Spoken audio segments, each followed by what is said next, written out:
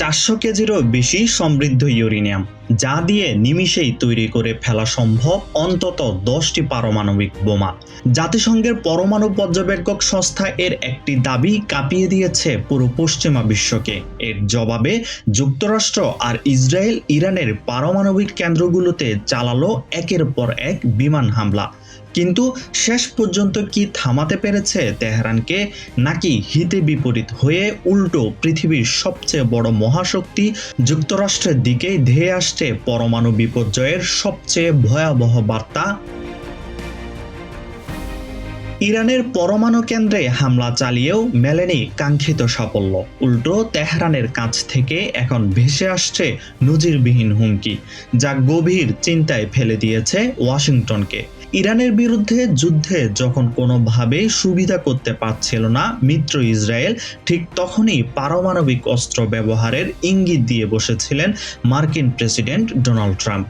সম্প্রতি সেই একই হুমকি নতুন করে পুনর্ব্যক্ত করে তিনি স্পষ্ট জানান, ইরানকে সম্পূর্ণ ধ্বংস করে দেওয়ার ক্ষমতা যুক্তরাষ্ট্রের রয়েছে, তবে ওয়াশিংটন সেটা করতে চায় না। কিন্তু তেহরান যদি কোনো ধরনের হামলা চালায়, তবে 100 গুণ বেশি শক্তি প্রয়োগ করে তার পাল্টা জবাব দেবে মার্কিন সামরিক বাহিনী।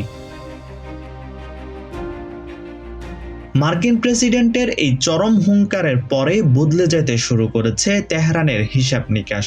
যে ইরান এতদিন তাদের পরমাণু কর্মসূচিকে শুধুমাত্র বেসামরিক ও শান্তির উদ্দেশ্যে ব্যবহারের দাবি করে আসছিল, তারাই এখন প্রকাশ্যেই পারমাণবিক অস্ত্র তৈরির ইঙ্গিত দিচ্ছে। দেশটির অন্যতম জ্যেষ্ঠ ধর্মীয় নেতা মোহাম্মদ নবী মুসাফি বার্থ অত্যন্ত কঠোর ভাষায় শত্রুপক্ষকে সতর্ক করে দিয়ে বলেছেন, শত্রুর আগ্রাসন যদি আর এক ধাপও বাড়ে, তবে ইরানের সামরিক বাহিনী নিজেদের হাতে তুলে নেবে পারমাণবিক অস্ত্র। পরমাণু কর্মসূচি সম্পূর্ণ ইরানের অভ্যন্তরীণ বিষয় এবং এতে কোনো দেশের নাক গলানো তেহরান সহ্য করবে না। যুক্তরাজ্য ভিত্তিক সংবাদ মাধ্যম ইরান ইন্টারন্যাশনাল এর সাম্প্রতিক এক প্রতিবেদনে উঠে এসেছে চাঞ্চল্যকর তথ্য। তাদের মতে, সাম্প্রতিক যুদ্ধগুলোতে ইরানের একের পর এক কঠোর এবং বিধ্বংসী পাল্টা আক্রমণের মুখে যুক্তরাষ্ট্র এখন প্রায় আত্মসমর্পণের ধারপ্রান্তে। কিন্তু গল্প এখানেই শেষ নয়। মধ্যপ্রাচ্যের সীমানা ছাড়িয়ে এবার সরাসরি যুক্তরাষ্ট্রের মূল ভূখণ্ডে হামলা চালানোর নজিরবিহীন প্রস্তুতি নিচ্ছে ইরান। আর এই মিশনের মূল হাতিয়ার তাদের শক্তিশালী মিসাইল প্রযুক্তি।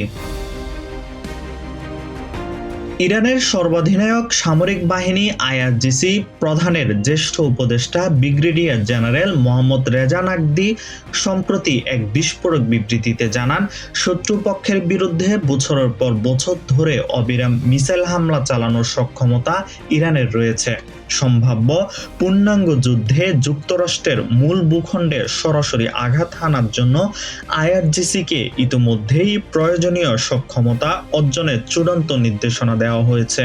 পরমাণু বোমার প্রচ্ছন্ন হুমকি আর যুক্তরাষ্ট্রের মূল ভূখণ্ডকে নিশানা করার এই সামরিক প্রস্তুতি, দুই পরাশক্তির এই চরম মুখোমুখি অবস্থান কি বিশ্বকে ঠেলে দিচ্ছে এক অনিবার্য ও ধ্বংসাত্মক তৃতীয় বিশ্বযুদ্ধের দিকে?